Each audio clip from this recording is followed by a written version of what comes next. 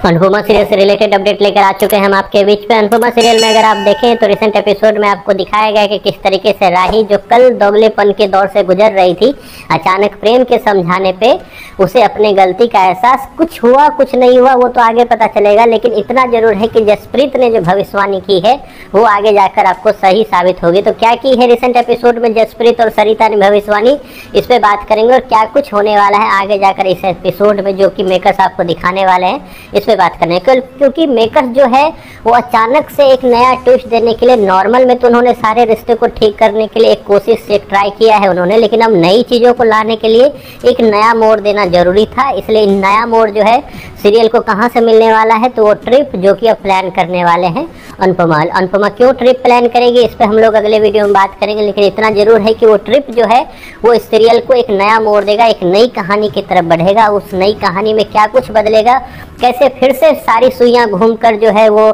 अनुपमा पे आने वाली है, जो कि हमेशा से आती रही है, इस पे इस वीडियो हम करेंगे बात। हमने देखा रिसेंट एपिसोड में कि किस तरीके से राही ने वहाँ ख्याति को रोक तो लिया, लेकिन फिर अपने आप को ही जस्टिफिकेशन देना स्टार्ट कर दिया कि क्योंकि वो उसका बाहर कुछ है नहीं तो हमें तो उनको रोकना ही था। लेकिन क्या राही को पता है कि शाह हाउस और कोठारी हाउस के अलावा अनुपमा के पास एक बड़ी हवेली थी, जहाँ पे अनुपमा को जब शाह हाउस और कोठारी हाउस निकाला गया तो अनुपमा उस बड़ी हवेली में जाकर रहने वाली थी। ऐसा तो कुछ था नहीं, लेकिन उस वक्त अनुपमा के लिए दोहरा मापदंड क्यों, अनुपमा के लिए क्यों? क्योंकि अनुपमा ने तो आपको और एक तरह से जीवन ही दिया, एक तरह से नया जीवन अगर आपका स्टार्ट हुआ। आप तो एक अनाथ आश्रम में बिल्कुल सारे बच्चों की तरह जिंदगी व्यतीत कर रहे थे, लेकिन अनुपमा ने वहाँ से लाकर आपको एक नई जिंदगी दी।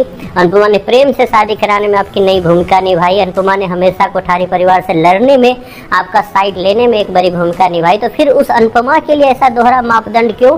क्योंकि उन्होंने तो जिंदगी में जितना कुछ भी अर्जित किया है अपने बच्चों पे ही लौटाया उन्होंने। तो खैर यहाँ पे राही का दोहरा मापदंड आप सबको दिखाई दिया, लेकिन आगे जाकर राही जो आ जाई है कोठारी हाउस से शाह हाउस में अनुपमा से माफ़ी मांगने के लिए, वो उसका बस एक छोटा सा रूप है, क्योंकि राही ना बदली है ना वो बदलेगी। हालांकि आगे जो होगा राही को और ज़्यादा गिल्ट का अनुभव होगा, क्योंकि अभी जब राही को गले लगाना चाहा अनुपमा ने तो राही पीछे अपना पैर करने में कुछ भी झिझक उसे नहीं हुआ। वहीं पर अगर ख्याति इतना कुछ करने के बाद भी हल्का सा हाथ फैलाए तो राही उसके पैर में गिरने में कोई कोर कसर नहीं छोड़ेगी। तो इस तरीके का बिहेवियर लगातार दिखा रहे हैं मेकर्स आप लोगों को कि किस तरीके से राही, जिसने राही के लिए सब कुछ किया, उसी को सबसे पहले राही ने लात मारने की कोशिश की है। खैर हमेशा की तरह फिर से एक नई ट्रिप स्टार्ट हो गई। नई ट्रिप पे फिर से वही पुराना रंग आप लोग को दिखाया जाएगा। किस तरीके से अनुपमा को ब्लेम करने में राही फिर से चुकेगी नहीं, क्योंकि इस ट्रिप पे होने वाला है कुछ ऐसा जो अनुपमा को फिर से दाग दाग करने वाला है। क्योंकि अनुपमा कुछ अच्छी सोच के साथ ये ट्रिप पे सबको ले जाना चाह रही है।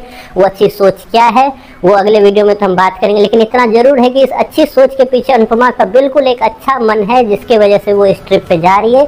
लेकिन यही ट्रिप अनुपमा के लिए काफ़ी कुछ छीन लेगा उनसे। क्या कुछ छीन लेगा इस पे बात करेंगे, लेकिन अगले वीडियो में। फिलहाल आपको इतना बता दूं कि राही जो आज कोठारी हाउस से शाह हाउस हाथ जोड़ने के लिए आई है, तुरंत बिल्कुल सेकेंड नहीं लगेगा उसको ये रंग बदलने में, क्योंकि आगे कुछ जो होने वाला है उसके बाद राही फिर से ब्लेम करने में कोई कोर कसर नहीं छोड़ेगी और अनुपमा को फिर से वही डायलॉग बोलती हुई नजर आएगी कि आपकी वजह से ही सब खराब होता है और आप यहाँ रहते ही क्यों हो। खैर ये सब कुछ होने वाला है। राही में कितना बदलाव आया है इस पर आपकी क्या राय है, और आपको क्या लगता है राही सच में बदल गई है क्या? इसके बारे में आपकी जो भी राय है कमेंट बॉक्स में ज़रूर बताएं।